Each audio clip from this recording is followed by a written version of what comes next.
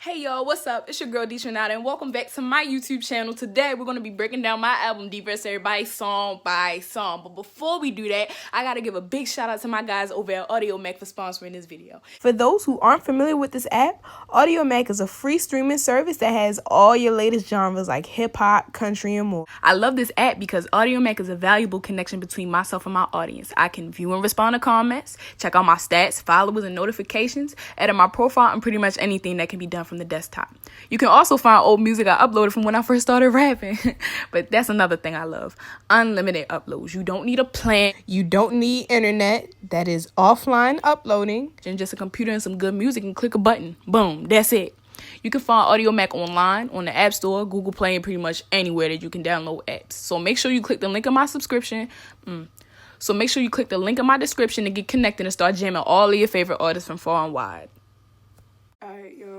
I'm back. I'm here to explain the album. But before we get into the album, I gotta explain the title, Deevseverybody. People probably like, oh, she hate everybody. Da, da, da. Battling anxiety and depression, you feel as though like the whole world's against you.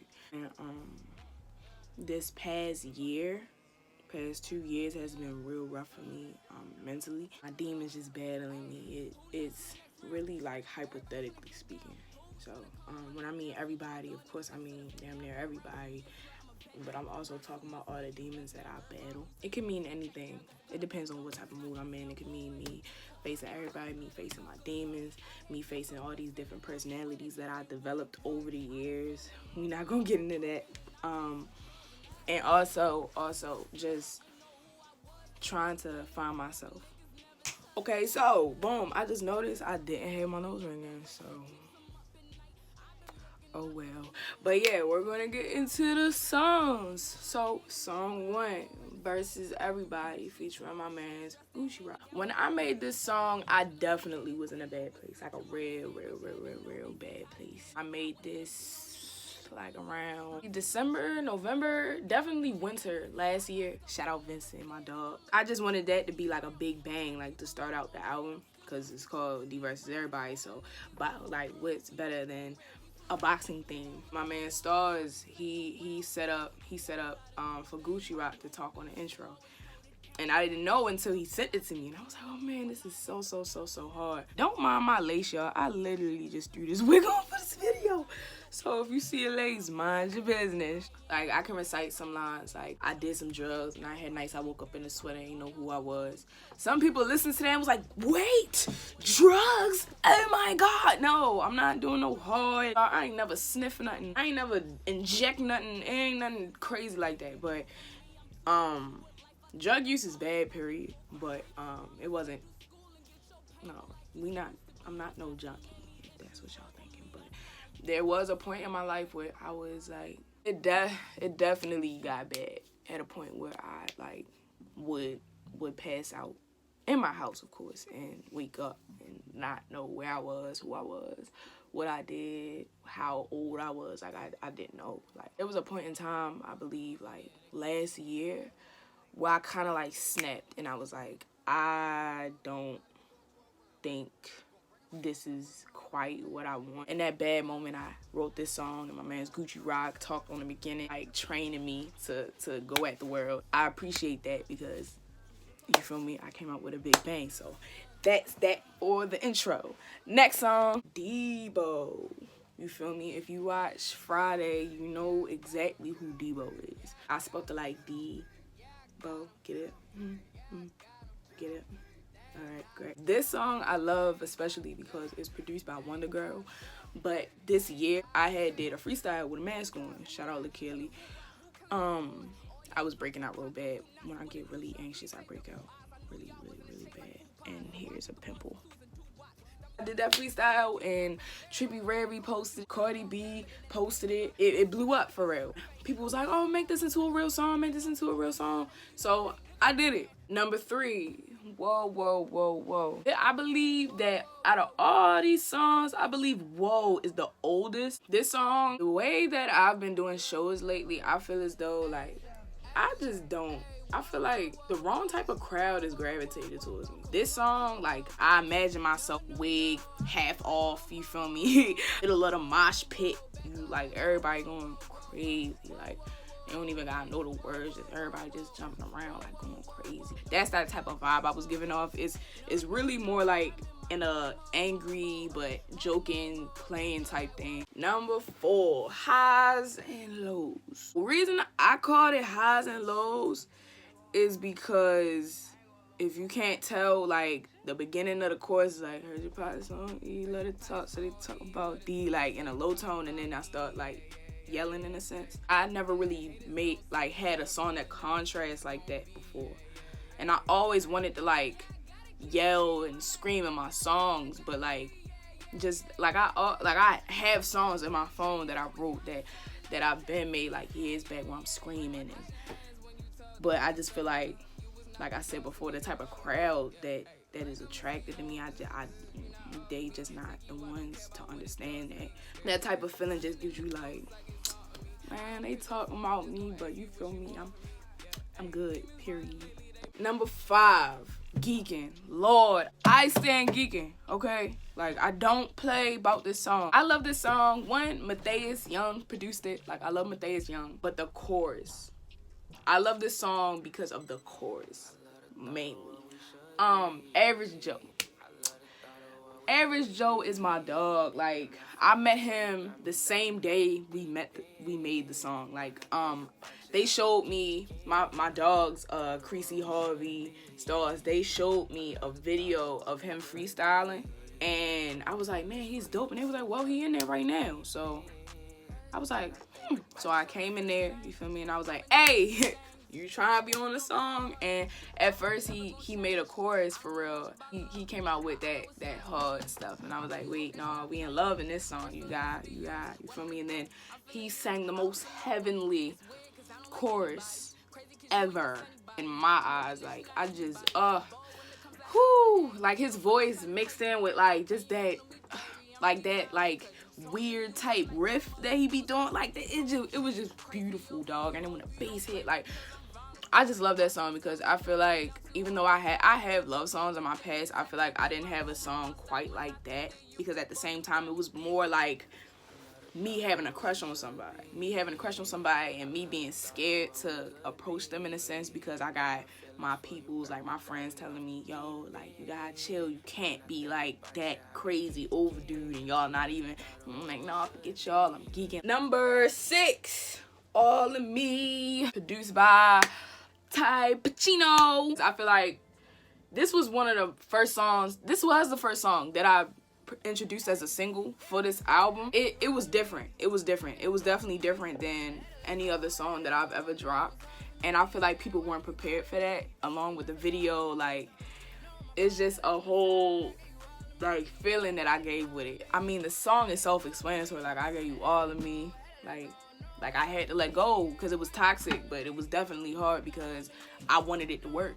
But you can't poke a dead body. It's not gonna come back alive. Number 7, Feeling. This song. I brought out the vocals, all right? I gave y'all riffs. I gave y'all vocals, okay?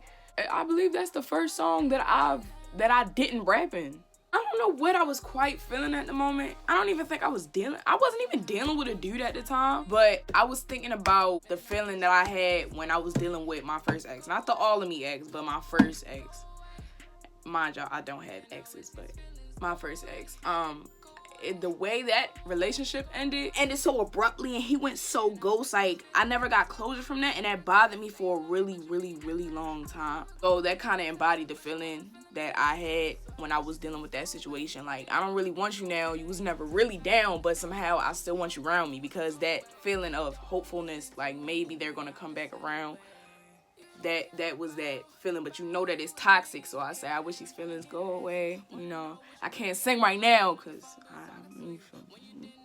but yeah, that was actually really me singing. Like, I can actually kind of hold a note. Yeah, it's a little auto-tune on there. Everybody got a little auto-tune on there, but that was me singing, you feel me? Track number 8, hoodlums. This song talks about how when I was younger, when I was in school, I was doing bad stuff. There was a point in time where like I would see my mother try to pay to get school clothes and school supplies for me and my little brother.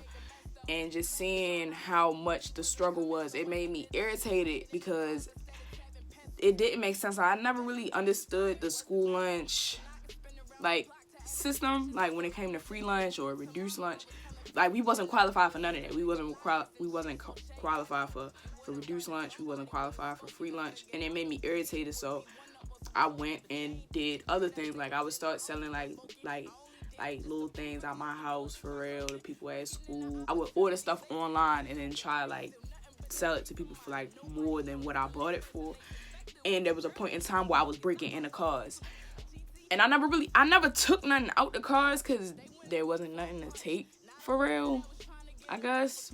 But it just made me feel like I was invincible at the time. Like, especially since I never got caught for it. Oh well, it's out in the open now. But yeah, it was a big problem where I was at, like going to school, whatever. It was a whole little like investigation. People was getting in trouble because cars were getting broken into and blah blah blah. And I wasn't the only person doing it, but I was definitely one of the main ones like causing havoc in my area. And since I was that person that nobody really saw come outside, they didn't think it was me at all. So this song just talks about how I did that in the first verse, and then the second verse I just talk about how the system is and how corrupt it could be and how it can mess up the youth. Like, of course, I come from a city where it gets wicked, but also the government looking from the outside in, they don't know how to help. In a sense, they don't know how to help. Instead of helping us with programs for the youth, because they don't got nothing else to do except be on the streets, and money to help rebuild these homes, instead of leaving abandoned homes in bulk around the city, they shoot us with rubber bullets, they throw tear gas, and they just ignore us in a sense. And I was tapping into that element when I made Hoodlums. Number 9.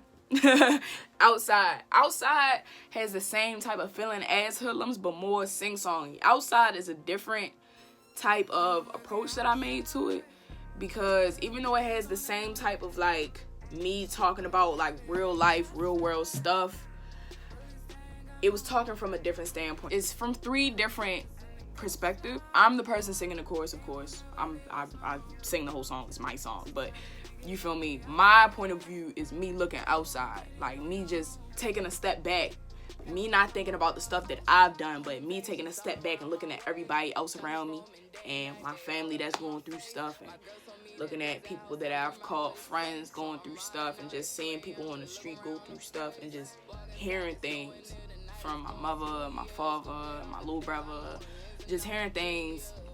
It made me want to write this song. First verse talks about a girl. She always wanted to go outside, and her mother told her like, don't go outside, don't hang with that group, they not good for you. But her friends in her ear telling her, oh, let's go hit this house tonight for real. So her being one to be in the mix, she goes to the house, and she finds out when she gets up the stairs that it's a setup. Like, they was trying to set her up. So luckily she runs, because she ran track. She runs, and then she runs. She like, you know what? My mother's right. I can't do this. Second verse is the perspective of a boy. Gangster type, you know. He's talking about having like a lot of family incarcerated, like his mother, like his cousins, like they all locked up, and he feels as though he's gonna go down the same path. He sees fiends, he sees dealers, people his age getting popped down the street from him in front of his own eyes. And also talking about like how people from the other side are talking about hurting him, and he feels as though there's no other way to handle the situation except using a gun. So he says, all right, I guess I'm going outside today. Like, I guess it's going to go down like that, and my people can't tell me nothing. Number 10, Pick a Side, featuring my dog, Young Moose. Oh, man. I made this song, I believe, January of this year. Yup. January of this year, I had just got my braids done and I went straight to the studio. My head was hurting. Stars was like, hey, you trying to do a song with Moose? I'm like, oh, what? I love Moose. We had the beat and like, I didn't tell him to say nothing. He went in the booth. He said, that's what's gonna happen with DEETRANADA. I'm sitting there hyped. Like, this very be hard. So I seen Young Moose in the studio. He didn't write anything down. Me, I'm a person who writes on my phone. It don't matter. Like, I write on my phone, I write on paper, stuff like that when it comes to making a song, because later on you're gonna have to like submit lyrics on the whole business aspect. But he sat there and like kept repeating a bar until he came up with the next one. And he did, like, it only took him like 20 minutes to come up with that verse for real. And it was so hard when it came out. I feel like the city especially hasn't seen Moose rap like that in my eye. It just came out perfect. And then my verse came on, you heard me, and I was just tapping into my dragon moment. Like I'm a pretty girl to me, but people think I'm like, oh, just because I'm short and I'm pretty and I stay out the way that I don't got it like that, or I won't do it to you. And I was just reminding people, like, I'll do it to you. And like you was just saying, like, people just keep playing games with people. You just need to pick a side. Like, are you with me or you not? Number 11. 11. I Might, produced by Talk to Nobody. The way this song came about, I heard the beat, right? And I started mumbling, right? Like and it just, something clicked in my head to just say, yeah. And then later on, I was like, oh man, I feel like the baby. This song is just me dragging. Again, it's just me dragging. Like I might dump my old dude and get me a new one in time for the summer. Imagine a smoke. You say you a boss, but with time you a runner. I was definitely just tapping into my dragging element. I might hit my old school and stun on them all. I'm what they made fun of. It's just me talking my ish, but in a more rappy way. And shout out to Baby, because I was just like, something just clicked for me to go, yeah. So if it's possible, hey, the Baby, I want you on a remix. I ain't got like $200,000 to get you on there. I ain't got it like that, but you feel me? I'm trying to work. Number 12, Beat, produced by Seven of Villain. Beat came on. I believe this is one of the last songs I did too, cause I had met him and I was like, hey, you try and load some beats up? I think I need another song on my album. And he got to it. He loaded the beat up and it was hard. And I said, please don't hit my line. It's going crazy. Tyler Page made the chorus for real. And I for this song, I just wanted to make like a banger, like that type of song you play in a car, if it come on in a club, you feel me? It just, that bass, like, it's just hard. The second verse of Beat, I tried to do Valet's flow from 216s, like where he raps non-stop without breathing. When I tell y'all, I almost died in the booth.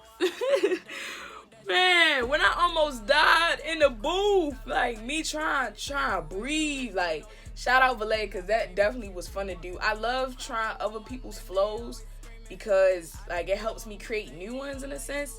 Like there's a way to like appreciate somebody else's craft without completely biting them. That's why I said they talk and all I hear is wah wah wah wah wah. Shout out Valet, like he got a song called Wah Wah, and I just wanted to pay homage right quick, just off of that being one of the dopest flows that I've ever heard, like of all time. And the video, whatever video you think is about to go to Beep, that's not the video. I don't know if this YouTube video is coming out before this, the video, or if the video comes out before this, but either way, if this if this comes out before the music video, then you're not gonna expect it. But if the music video came out before this video, did you expect that to match that song? 13, Attitude, featuring my boy Stars. If y'all not familiar with who Stars is, he executive produced this whole album. I had a song with him recently called Safe, and I ain't even gonna lie, I burnt him on that song. So I guess he took revenge and definitely dragged on this one. So shout out Stars. He thought it would be a good idea that I make a song about how how people portray me, in a sense. Like, people always portray me as this person who has an attitude. In reality, like, I'm a cool person. I just don't like being judged off of like what you heard or what you thought you saw about me. And it was just me talking about like y'all want an attitude, well, y'all about to get it. Number 14, Anxiety, featuring E. Foster. This song is produced by Ghost. Got beats, Ghost. You feel me? My dude Ghost. Shout out Ghost. I've mentioned it before. I mention it all the time, but I guess people don't ever hear me. I have anxiety. I have depression. I have anxiety. I have ADD. Like, it's a lot going on with me, okay? But anxiety is one of the main, like, I always had a problem with being anxious. And I feel like everybody has anxiety in one way or another, but, like, there's moments where I shut down completely. Like the freestyle where I had the mask on, like, my hands was shaking. Like, that wasn't me trying to do Drake hands. It wasn't me trying to, like, I don't know. Like, it was anxiety. It was anxiety. Like, me shaking. If you ever get to see me before I go on stage, I either completely, like, shut down and don't talk to anybody, or I just freak out before I come on stage, and it just disappears when I go on stage because I let it out with so much, like, anger and adrenaline. But I tapped into, like, this weird flow for anxiety. Like, it's kind of on beat, off beat, kind of describing like, keeping you on edge. Like, I hope people who listen to anxiety get, like, an uneasy feeling along with the beat, along with the flow. But when the chorus comes, like, E. Foster, he killed that, man. He killed that. I remember when I heard the chorus, and I was just like, yeah, this is perfect, because the verses are real, like, what's gonna happen, and then the chorus come, you like, hey, and then it go back to, like, this real uneasy feeling, and that kind of embodies, like, the feeling that I always have when I'm around people. Like, whenever I get excited, like, I could be happy but just anxious, and like, me talking about how, like, I'm changing, and there's moments where I look in the mirror and don't even recognize myself anymore. I was just talking about how I'm really anxious, and it's to a point where it's getting dangerous because I don't even know myself anymore. So if you've seen the promo video for Anxiety, I believe this is like one of the first posts of me promoting that album. It's a bunch of mirrors being smashed. I'm smashing a bunch of mirrors, and it's just talking about me. Like, it really like symbolizes me just not knowing how to show my emotions, in a sense. Like, I'm holding all this in, and the only person I'm taking it out on is myself. Oh, we coming to a close. Number 15, Flaws, featuring E. Foster again. My dog killed it on this album. Y'all gotta give a hand to E. Foster. This is the story behind Flaws. I love Flaws, but I also hate Flaws. Not because of anything but the beat. I love the new beat, but you can add 7. You can add stars. Like, it was a whole situation with the original beat. I don't think I'm gonna ever play it for y'all because I don't want y'all to be like, oh, we want this version. Like, I'm not gonna be able to put on iTunes unless y'all want me to get sued to the ground. Like, but it had a sample in it, and I wasn't allowed to use it. I couldn't get it cleared because you had to clear through so many people, and it was so much bread I would have to kick out to get that. And I'm like, I don't know, man. So I wrote this song. I don't know when did I write this song? I believe I wrote this song December 2018 and revised it like January 2019, and then I had to re-record it in September, August of this year, like right before we dropped the album. This was the last song I did due to me having to re-record it and all that. This song is, I believe, like the most personal song that I ever made, just due to me talking about, of course, my anxiety, of course, my depression, but me having family issues and me talking about how like love messed me up, and me talking about losing a friend just off of them leaving me at my worst point. And earlier this year, January 7th, I had a suicide attempt. And I feel like that shifted everything in a sense, because I felt as though like I never really wanted attention when it came to stuff like that, but I felt like I was alone, like in my own head, and I couldn't get out of it. So I tried to end it, and it didn't work. So hey, I'm still here. I lived. But yeah, it just talks about mental issues that I have, that I battled through, and me wanting to come at peace with myself. That's why I talk about myself in the third person last verse.